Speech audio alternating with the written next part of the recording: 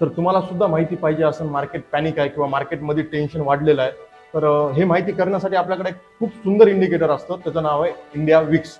यालाच आपण fair index म्हणतो किंवा व्होलॅटिलिटी इंडेक्स सुद्धा असं म्हणतो. ज्यावेळेस इंडिया विक्स हे वाढतं त्यावेळेस असं कन्सिडर केलं जातं मार्केटमध्ये पॅनिक वाढलेलं आहे, मार्केट खाली पडू शकतं. हे इंडिकेटर हे मार्केटला इन्व्हर्सली प्रोपोर्शनल असतं. आता ह्याची एक रेंज असते बघा, 10 ते 20.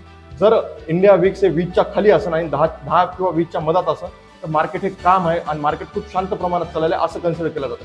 आणि जसं इंडिया विक्स हे 20च्या वरी गेलं, 25च्या वरी गेलं की असं कन्सिडर केलं जातं की मार्केटमध्ये पॅनिक खूप वाढलेलं आहे, व्होलॅटिलिटी खूप इन्क्रीज झालेली आहे आणि मार्केट खाली पडण्याचे चान्सेस खूप जास्त असतात. आता एक बॅक डाटा करायला गेलं तर इंडिया विक्स 2008ला 40च्या वरी गेलता, त्यावेळेस सुद्धा मार्केट खाली कोसळलं होतं.